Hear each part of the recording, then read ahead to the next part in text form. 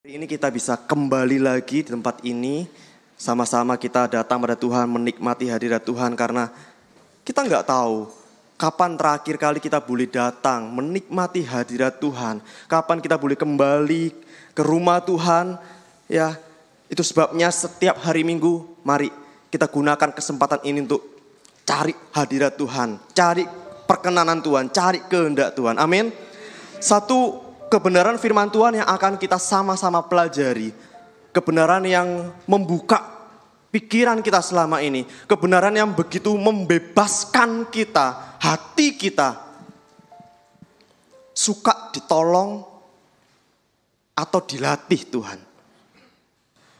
Mungkin di antara kita saat ini, di tempat ini, ada yang sedang berbeban berat. Lama berdoa, tapi keadaan belum berubah. Mungkin tuh sakit, mungkin tuh permasalahan ekonomi, pernikahan Bapak Ibu, masalah dengan pasangan hidup. Mungkin ada di antara kita yang sedang marah sama Tuhan, bahkan kecewa. Pagi hari ini kita mau lihat firman Tuhan bahwa semuanya itu ternyata bukan karena Tuhan gak baik. Kalau kita doa gak dijawab-jawab, bukan berarti Tuhan gak dengar. Tapi Tuhan mau latih kita. Tuhan izinkan berbagai macam masalah datang dalam kehidupan kita silih berganti, bukan berarti Tuhan gak baik. Tapi Tuhan sedang latih kita. Amin. Suka ditolong atau dilatih? Ditolong. Tetap mas, ditolong. Setiap datang ke Tuhan, gak mungkin Tuhan gak apa-apa Tuhan kasih aku masalah, latih aku. Ada yang sudah memiliki iman yang seperti itu? Atau masih datang ke Tuhan, Tuhan tolong aku Tuhan, aku sakit.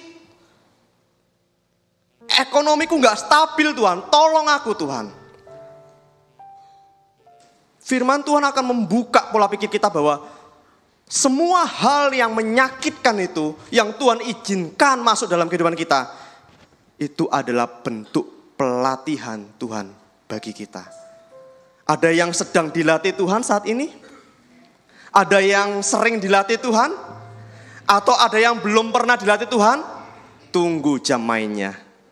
Pasti semuanya akan dilatih Tuhan. Amin. Next, ditolong dan dilatih tentu berbeda. Ditolong itu gampang, ya. Kita minta tolong, langsung pertolongan datang. Gak perlu ada usaha, gak perlu mengeluarkan tenaga yang ekstra, gak perlu mengeluarkan uang. Namanya juga ditolong, kita akan dipermudah. Tapi kalau dilatih itu sulit. Namanya dilatih kita harus mengeluarkan tenaga yang ekstra.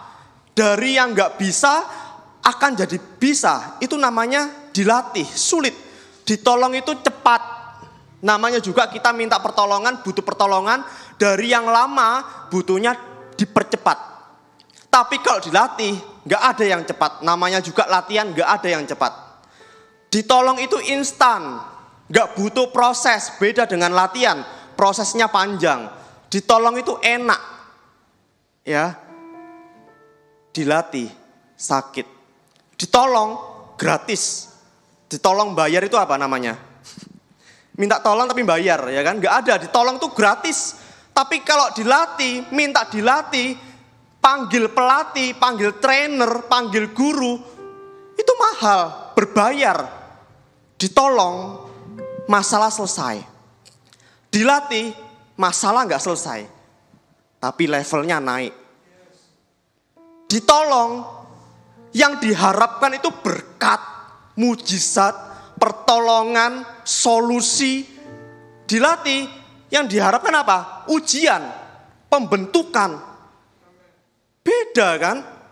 Ditolong itu kondisinya menjadi lebih baik. Kenapa kita minta tolong? Kita berharap kondisi yang saat ini berat, kondisi yang saat ini menyakitkan, kita minta tolong supaya apa? Berharap kondisinya berubah menjadi lebih baik. Tapi kalau latihan, Jangankan keadaan berubah, sulit, lama, proses, sakit, mahal, semuanya dialami. Yang berubah bukan keadaannya. Keadaan bahkan belum berubah dan gak berubah. Tapi kitanya yang berubah jadi lebih baik. Amin. Suka ditolong atau dilatih? Masih ditolong. Koyoke kok gak enak toh. Ya kan, dilatih itu kok semuanya gak enak. Tahu kita ini semuanya ini baik, dilatih itu baik semua. Tapi kenyataannya ketika masalah datang, gak mungkin kita latih aku Tuhan. Bukan gak mungkin, berat. Pasti kita nangis, Tuhan tolong aku Tuhan. Kita pingin semuanya gampang. Kita pingin semuanya masalah cepat selesai. Kita pingin semuanya enak, masalah selesai. Berkat mujizat datang semuanya. Kondisi cepat berubah, pulih. Suka ditolong. Tapi kita mau belajar bahwa Tuhan menghendaki setiap kita dari yang awalnya suka ditolong menjadi suka dilatih. Next. Orang yang suka ditolong itu datangnya cuma saat perlu-perlu aja. Pernah Bapak Ibu mengalami teman lama, teman SD, teman SMP udah lama lost kontak, enggak kontak-kontakan tiba-tiba WA. Bro, gimana kabarmu gitu kan? Apa gak deg-degan gitu kan? Udah lama gak teleponan, gak berhubungan, tiba-tiba tanya kabar. Tahu maksudnya apa? Ada 100 bro. Ya kan? Datang saat perlunya aja. Deket enggak, tapi datang saat perlu. Orang yang suka ditolong, datang ke Tuhan saat perlunya aja. Bener nangis, bener sujud di hadapan Tuhan. Tapi isinya apa? Isi doanya apa? Tuhan tolong aku. Ada perlunya. Bukan berarti Tuhan gak mau tolong. Bukan berarti Tuhan gak mau buka tangan. Tuhan adalah Bapa yang menyediakan setiap apa yang kita perlukan. Amin. Tapi Tuhan mau kita naik level. Dari yang suka ditolong. Dari yang awalnya suka cuma minta tolong ke Tuhan, dari yang datang ke Tuhan cuma ada perlunya saja, berubah. Bersyukur, orang yang suka ditolong itu bersyukur kalau masalahnya selesai. Ini kalau orang yang suka ditolong, sekali ditolong Tuhan, sekali Tuhan buka jalan, mesti syukuran. Ya kan, undang-undang, makan-makan, syukuran. Orang yang suka bersyukur, tapi apa? Kalau masalahnya selesai. Belum selesai. Enggak bersyukur. Malah apa? Kecewa jika tidak sesuai harapan. Karena apa? Sudah berekspektasi, berharap Tuhan akan tolong kita. Kalau Tuhan tolong, bersyukur. Kalau Tuhan enggak tolong, kecewa. Ya kan? Tuhan katanya baik, kenapa Tuhan enggak jawab doaku? Kenapa Tuhan kok enggak sembuhkan aku? Ini orang yang suka ditolong. Next. Sebelumnya. Orang kalau fokusnya cuma datang ke Tuhan cuma minta tolong sama Tuhan. Berarti fokus hidupnya adalah masalah. Ya kan? Datang ke Tuhan yang dipikirkan masalah bukan Tuhannya. Berarti yang diharapkan apa? Berkat, mujizat, pertolongan, jalan yang buntu, Tuhan buka jalan, keadaan berubah, ya masalah selesai. Kalau Bapak Ibu ingin ditolong Tuhan terus menerus, itu artinya apa? Syarat untuk menerima pertolongan adalah Bapak Ibu harus punya masalah. Kalau Bapak Ibu ingin ditolong terus menerus sama Tuhan, berarti siap-siap Bapak Ibu akan diberi. Mau gak diberi masalah? Maunya ditolong. Tapi kalau mau diberi masalah, pikir-pikir dulu. Syarat untuk ditolong harus punya masalah. Kalau nggak punya masalah, nggak ditolong. Nah, kalau kita masih suka minta pertolongan Tuhan saja, kalau nggak punya masalah, nggak datang ke Tuhan karena nggak butuh pertolongan. Tapi orang yang suka dilatih beda. Next. Orang yang suka dilatih itu percaya bahwa Tuhan itu baik. Amin. Masalah boleh datang. Datang ke Tuhan bukan untuk minta pertolongan. Tapi apa? Datang ke Tuhan dengan menempatkan Tuhan di tempat yang benar. Memposisikan diri sendiri di tempat yang benar. Dalam arti apa? Tuhan engkau baik. Memandang masalah ini adalah berkat. Meskipun keadaan bilang engkau tidak baik, aku percaya bahwa engkau baik. Dan aku ini sekarang sedang ada dalam proses pembentukan. Tuh kan, datang ke Tuhannya beda. Aku percaya Tuhan sedang bentuk aku. Mintanya juga beda. Bukan minta masalah selesai. Minta damai sejahtera yang disediakan oleh Tuhan. Damai sejahtera yang berbeda dari damai yang diberikan oleh dunia. Amin. Bedanya apa damai dari dunia dengan damai yang dari Tuhan? Damai yang dari dunia datang ketika masalah selesai. Damai yang dari Tuhan ada di saat masalah belum selesai. Itu bedanya. Orang yang suka dilatih mintanya damai, kekuatan. Gak bakal kecewa sama Tuhan. Dan memandang masalah ini bukan beban. Masalah ini adalah kesempatan kita untuk belajar lebih kuat lagi. Bahkan kesempatan kita untuk mengenal Tuhan. Karena kalau kita belajar dari Alkitab, kebanyakan di Mazmur. Setiap kali Alkitab mengatakan lembah kekelaman, lembah yang gelap. Di situ Tuhan ada. Karena lembah kekelaman adalah tempat favorit Tuhan untuk membentuk kita. Kalau pingin kenal Tuhan, pingin dekat dengan Tuhan, masuk ke dalam lembah kekelaman. Karena itu tempat favoritnya Tuhan.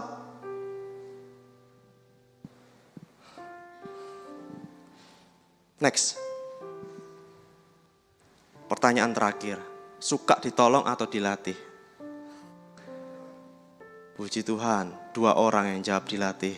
Ya kan?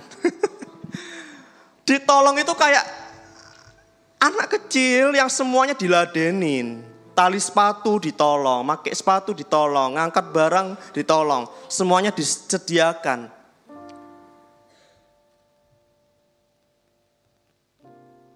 Kita suka nyanyi, pertolonganmu begitu ajaib. Suka ditolong. Gak apa-apa. Tapi yuk, kita naik level. Sudah berapa tahun Bapak Ibu bergereja di sini? Sudah berapa tahun Bapak Ibu mengikut Tuhan? Kalau sukanya masih suka ditolong Tuhan, kapan dewasanya? Kalau dilatih, lihat itu gambarnya. Pelatihnya malah teriak-teriak ya kan? Bukannya nolong, kesulitan, kesakitan, bukannya nolong tapi ayo terus. Sesuatu yang berbeda. Dulu mungkin waktu kita percaya Tuhan, semuanya Tuhan sediakan. Pernah ngalami seperti itu? Doa sedikit Tuhan jawab. Doa sedikit Tuhan berkati. Doa sedikit Tuhan buka jalan. Tapi setelah itu ketika kita naik level, ada satu fungsi Tuhan. Satu kehadiran Tuhan yang berubah. Dulunya sering menolong, tapi berubah. Suka melatih. Next, seperti yang pemazmur katakan.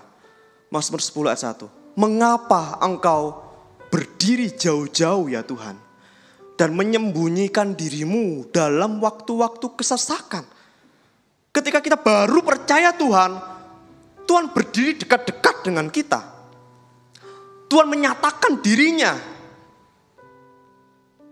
Tuhan gak mungkin menyembunyikan dirinya dalam waktu kesesakan. Tapi begitu kita ingin didewasakan oleh Tuhan, Bapak Ibu akan mengalami seperti pemazmur ini. Mengapa engkau berdiri jauh-jauh? Tuhan, aku dalam masalah. Di mana Tuhan? Seringkali kita nggak mengalami Tuhan malahan. Kita doa, malah rasanya Tuhan nggak dengar kita. Kita butuhnya sekarang, tapi nanti Tuhan baru kasih. Itu artinya Bapak Ibu sedang masuk dalam pelatihan. Kalau ada di antara Bapak Ibu yang sedang dilatih Tuhan, jangan menyerah, jangan kecewa. Tuhan mau bawa Bapak Ibu ke tempat yang lebih tinggi. Anginnya lebih kencang, Tapi percaya bahwa itu akan lebih indah. Amin. Next, yang pertama, ketika Tuhan melatih kita. Tuhan melatih kita dengan membiarkan masalah datang silih berganti. Saya beri tanda petik supaya kita nggak salah paham. Kok Tuhan membiarkan? Tapi memang ketika Tuhan melatih kita, Tuhan pakai cara ini, membiarkan masalah datang silih berganti. Seperti yang Israel alami. Next. Di dalam Hakim-Hakim pasal 2, pasal 3, dikatakan, mari kita baca sama-sama ayatnya yang bawah, 2, 3. Demikianlah Tuhan membiarkan bangsa-bangsa itu tinggal dengan tidak segera menghalau mereka. Maksudnya hanyalah supaya keturunan-keturunan orang Israel yang tidak mengenal perang, yang sudah-sudah dilatih berperang oleh Tuhan. Yes, saya tahu mungkin kekecilannya. Ini yang dialami oleh bangsa Israel. Di pasal 2 ayat 23 dikatakan Tuhan membiarkan bangsa-bangsa itu, bangsa-bangsa lain yang jahat, yang gak kenal Tuhan, membiarkan mereka menyerang Israel. Dan Tuhan tidak segera menghalau mereka, mengusir bangsa-bangsa itu. Bukan Tuhan tidak mengusir, bukan Tuhan tidak menghalangi mereka, tapi Tuhan tidak segera. Nanti Tuhan menunda. Cara Tuhan melatih kita adalah membiarkan masalah itu datang silih berganti. Di pasal yang ketiga, satu pasal berikutnya baru dijelaskan. Maksudnya hanyalah supaya mereka ini apa? Dilatih berperang oleh Tuhan. Ada kata membiarkan, ada kata dilatih. Pasal 2 mereka sadar bahwa Tuhan membiarkan bangsa-bangsa lain menyerang mereka. Mereka harus diperhadapkan Tuhan gak menjaga mereka, Tuhan gak melindungi mereka. Baru di pasal 3. Kenapa gak di pasal 2 dijelaskan maksudnya Tuhan? Kenapa di pasal 3? Ternyata maksud Tuhan adalah melatih mereka. Seringkali kita seperti itu. Masalah datang silih berganti, kita belum ngerti apa maksud Tuhan, baru nanti 1 tahun kemudian, 10 tahun kemudian kita baru ngerti. Seperti yang Roma 8:28 katakan. Sekarang aku tahu bahwa Tuhan turut bekerja. Kenapa kok sekarang aku tahu? Bukan dari dulu aku tahu. Itulah kita. Kita belajar, kita berlatih. Bapak Ibu yang sekarang ini gak tahu. Kenapa Tuhan membiarkan? Nanti akan ada waktunya. Ternyata Tuhan baik. Amin. Sebelumnya bahkan bangsa Israel 400 tahun diperbudak di Mesir. 400 tahun jadi budak. Sengsara. Lalu ketika mereka berseru minta tolong, berapa lama Tuhan membebaskan mereka? Kurang dari 1 tahun. Bayangkan 400 tahun menjadi budak, kurang dari 1 tahun semuanya beres. Bapak Ibu, bagi Tuhan itu kecil sekali untuk menolong kita. Amin. Bagi kita mustahil, 400 tahun mustahil kita bisa bebas. Bagi Tuhan gak sampai setahun semuanya beres. Tapi setelah mereka bebas, apa yang terjadi? 40 tahun mereka berputar-putar, diputar-putar sama Tuhan di padang gurun. Untuk apa? Merendahkan hati mereka. Hati-hati Bapak Ibu. Bapak Ibu yang sekarang ada dalam masalah. Tuhan bisa aja 1 hari selesaikan masalah Bapak Ibu. Tapi itu tidak menjamin Bapak Ibu berubah. Makanya orang yang suka ditolong sulit untuk berubah. Masalah selesai yang satu, nanti khawatir lagi, cemas lagi, kecewa sama Tuhan lagi, nyala-nyalain Tuhan lagi. Tuhan tolong, bersyukur, dapat masalah lagi, nyalain Tuhan lagi. Itu orang yang suka ditolong. Kayak Israel, ya. Kalau Bapak Ibu belum pernah mengalami, tunggu waktu mainnya. Amin. Yang sedang mengalami, bersukacitalah. Bapak Ibu sedang diproses Tuhan. Amin. Next. Tuhan melatih kita dengan ketidakpeduliannya. Dulu kita waktu awal percaya, kita diajarkan bahwa Tuhan itu Bapa yang peduli kita. Tapi begitu Bapak Ibu dewasa, didewasakan, Bapak Ibu akan mendapati bahwa Tuhan melatih kita dengan ketidakpeduliannya.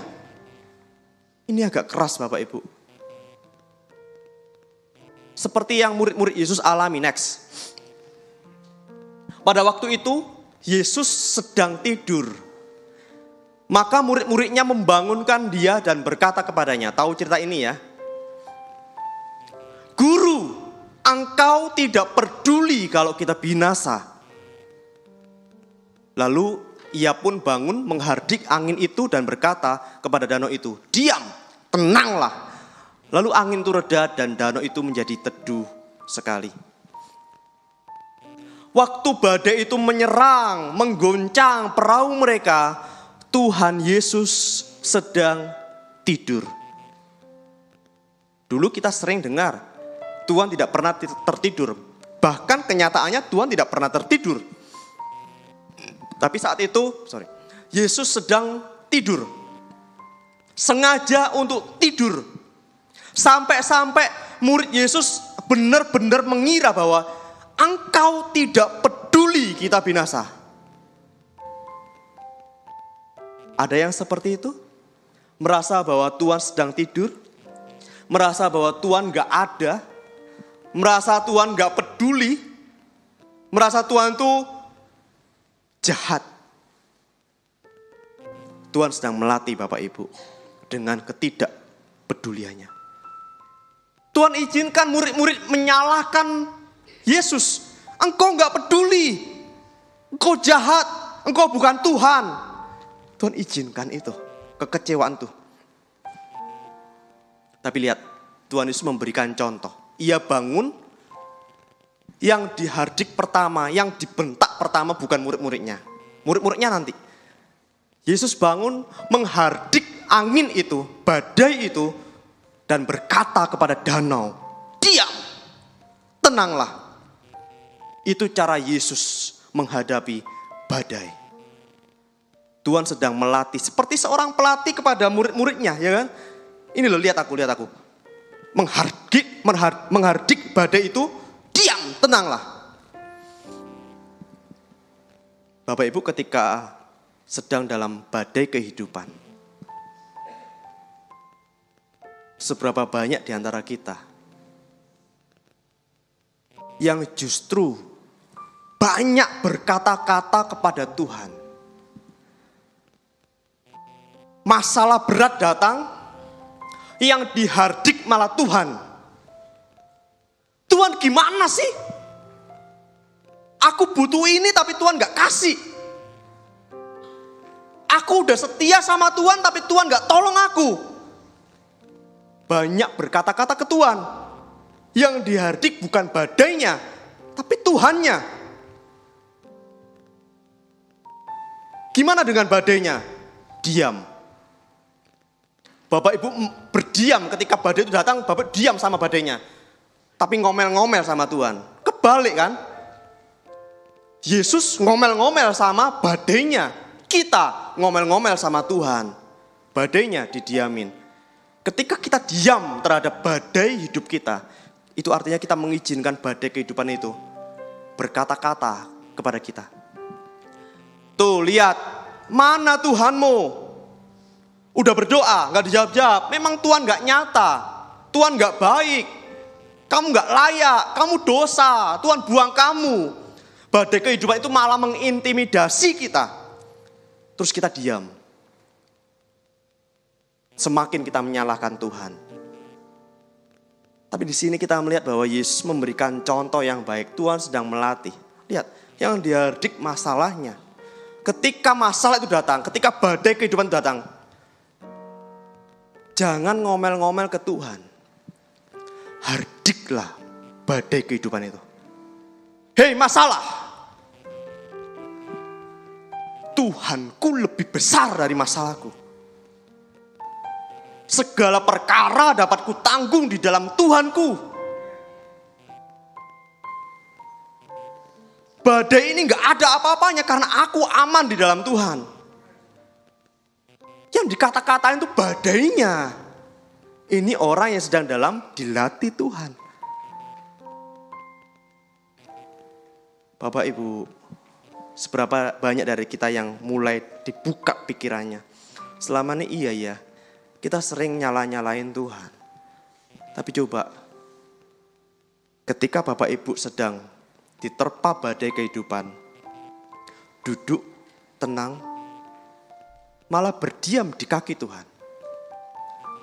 Dan katakan pada masalahmu, aku bisa melewati masalah ini. Amin. Next, yang terakhir. Ini yang paling berat. Tuhan melatih kita dengan bergumul dalam kekecewaan. Ketika kita sedang dilatih Tuhan, begitu kita sedih, Tuhan gak segera menghibur kita loh. Begitu kita stres, Tuhan gak segera tunjukkan jalan keluarnya loh. Bahkan begitu ketika kecewa, Tuhan gak segera turun tangan untuk memeluk kita. Karena apa? Tuhan izinkan kita berproses, bergumul, bertarung dengan rasa kekecewaan itu di dalam hati kita. Sampai hati kita sendiri berkata bahwa Tuhan baik. Seperti yang Yohanes Pembaptis alami next. Di dalam penjara, Yohanes Pembaptis mendengar tentang pekerjaan Yesus. Bayangkan, Yohanes Pembaptis di penjara, Tuhan Yesus di luar. Lalu Yohanes Pembaptis menyuruh murid-muridnya bertanya kepada Yesus, engkaukah yang akan datang itu? Atau haruskah kami menantikan orang lain? Yohanes Pembaptis adalah orang pertama yang berkata, lihat inilah anak domba Allah. Ini loh Mesias yang kita nantikan, orang pertama. Tapi begitu Yohanes Pembaptis di dalam penjara, nyuruh murid-muridnya tanya dong, itu beneran Mesias tak? Karena apa? Udah kecewa. Dan Yesus biarkan kekecewaan Yohanes Pembaptis. Tanya, engkau Mesias? Atau kita harus nunggu yang lain? Karena aku di sini di penjara. Dan kalau Bapak Ibu baca ayat lengkapnya, Yesus malah nyuruh murid-muridnya itu, murid Yohanes Pembaptis bilang, kalian lihat apa? Orang buta melihat, orang lumpuh berjalan, orang mati dibangkitkan. Kasih tahu ke gurumu. Apa enggak tambah kecewa? Loh, orang sakit di luar disembuhkan. Kenapa aku yang di penjara enggak dibebaskan?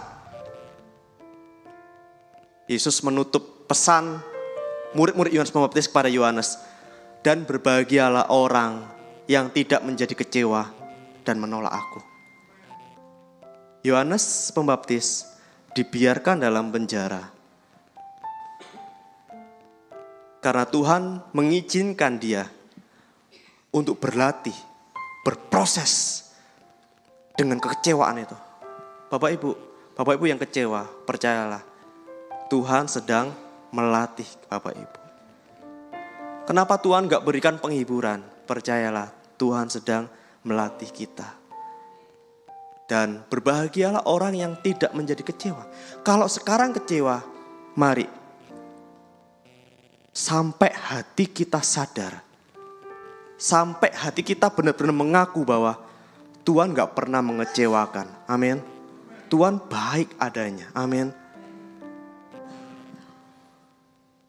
Kenapa sih kok Tuhan itu harus melatih kita dengan membiarkan banyak masalah, tidak menghalangi masalah itu, dengan membiarkan dirinya tertidur sehingga kita nggak merasakan hadirat Tuhan, nggak merasakan pertolongan Tuhan, sehingga kita harus berlatih untuk menghardik badai kita, bukan menghardik Tuhan.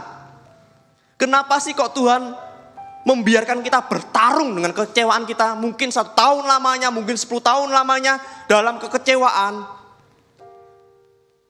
Karena Tuhan tuh pingin.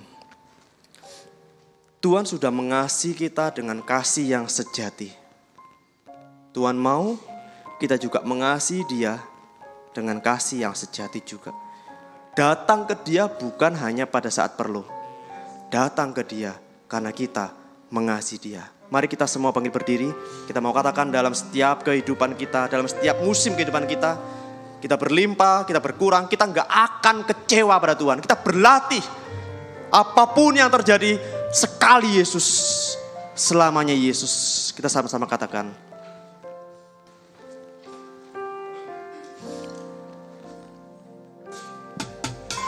Dalam segala keadaan, waktu berlimpah maupun kurang, tetap Yesus yang mempesona hatiku. Dia beri damai, kesempatan baru di setiap musim kehidupan. Setiap musim kehidupan, waktu ku kuat maupun lemah, tetap Yesus yang mempesona hatiku. Dia beri hidup dan kesempatan baru. Katakan sekali, Yesus selamanya, Yesus jadi Yesus selamanya, Yesus harapan tak akan hilang, karena kasih-Nya sekarang ku ada. Oh Yesus, ku cinta Kau selamanya. Katakan di setiap musim kehidupan, kuat maupun lemah, setiap musim kehidupan, waktu ku kuat maupun lemah, tetap Yesus yang mempesona hatiku. Dia beri hidup dan kesempatan baru sekali, Yesus. Sekali Yesus selamanya, Yesus harapanku tak akan hilang, karena kasih-Nya sekarang ku ada. Oh Yesusku, ku cintakan sekali Yesus, sekali Yesus selamanya, Yesus harapanku tak akan hilang, karena kasih-Nya sekarang ku ada. Oh Yesusku, ku cintakan selamanya.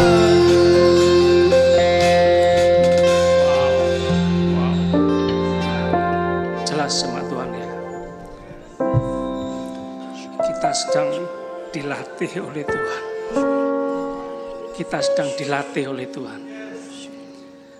Tuhan, aku mau dilatih Tuhan. Tuhan, kami rela dilatih Tuhan. Haleluya. Haleluya. Haleluya. Haleluya. Bapak Ibu boleh ngomong sama kanan kiri. Pak, Bu, kuat ya. Kuat ya, dilatih Tuhan. Bu, Pak, kuat ya. Mas, Mbak, kuat ya, dilatih Tuhan. Haleluya. Haleluya. Sorak-sorai untuk Tuhan.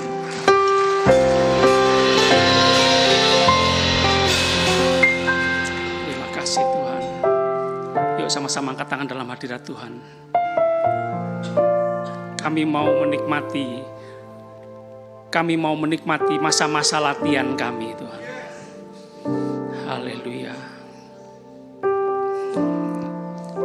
Jelas tujuan Tuhan untuk kami, supaya kami lebih kuat, supaya kami naik ke tingkat yang lebih tinggi, supaya kami naik kelas.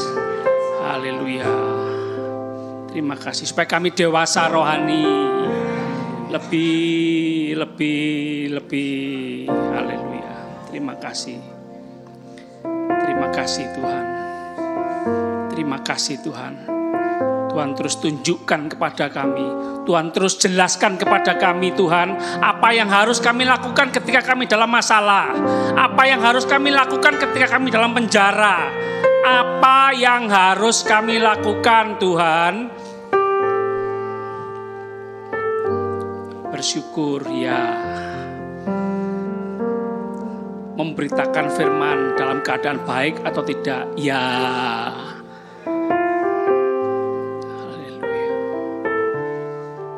Kasih Tuhan, pakai semua jemaat Tuhan penyambung lidah Allah, berkata-kata seperti menyampaikan firman Tuhan. Haleluya. Menguatkan orang-orang lain yang juga mengalami masalah, bukan cuma ngomong tok tapi ngalami sendiri, sehingga banyak orang mendengar kita. Haleluya. Terima kasih Tuhan, terima kasih. Terima kasih. Sebentar kami akan melanjutkan segala aktivitas kami. Sebagian kami kembali ke tempat kami masing-masing. Tuhan, kami mau terus menikmati Tuhan secara pribadi. Haleluya. Kami terima semua yang terbaik. Haleluya. Tuhan baik dari dulu, sekarang, sampai selama-lamanya. Segala keputusan Tuhan baik. Rencana kehendak Tuhan baik untuk kami. Kami tidak maha tahu, Tuhan yang maha tahu. Terima kasih Tuhan, terima kasih. Perlindungan Tuhan, penyertaan Tuhan untuk kita semua sempurna. Amin, amin, amin. Terima kasih. Kami berdoa, bersyukur, percaya anugerah Tuhan melimpah dalam kehidupan kami. Kami berdoa, percaya, bersyukur demi nama Bapa, Putra, Roh Kudus, Allah yang Esa, yang kami kenal dalam nama Tuhan Yesus Kristus. Kami terima semua yang terbaik. Kami terima jawaban doa lebih banyak, lebih sempurna dari yang bisa kami bayangkan Tuhan. Terima kasih. Dalam nama Tuhan Yesus Kristus, Tuhan dan Juru Selamat kami yang hidup, yang punya kuasa surga dan bumi, kami berdoa, percaya, bersyukur. Haleluya. Sama-sama katakan amin. Tuhan Yesus memberkati.